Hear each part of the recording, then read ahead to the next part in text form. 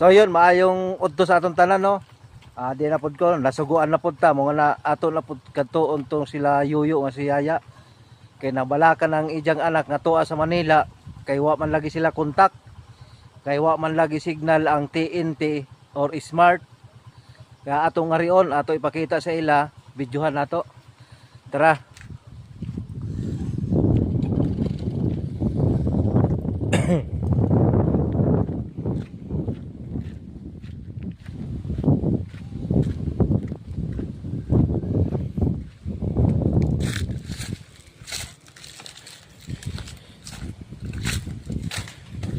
Diyan ako sa ilang pajag nila Yoyo nga si Yaya, kanang nanay ni Anapi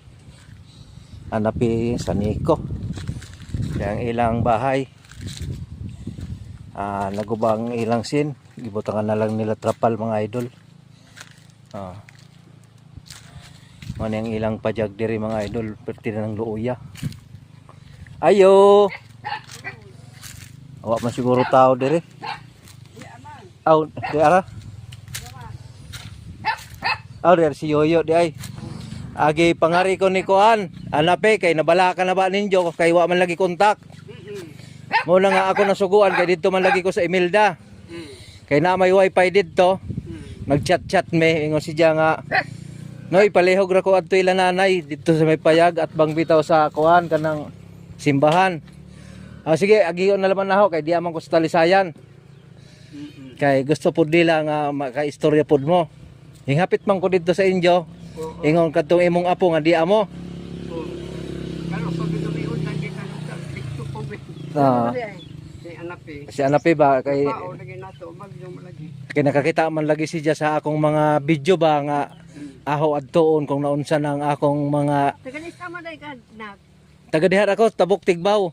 Ate ko kisa unsa may apelyido nimo? Chavez. Sabi. Taga Samar ko, nakaminyo ko sa taga diha sa Tigbaw nga mga abduhan.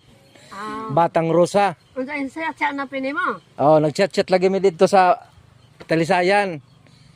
Nga gusto nga makaistorya mo. Ingon si Dia, videohin na lamang pod Dia. Ingon si Dia, mo nga diara nag-video ko.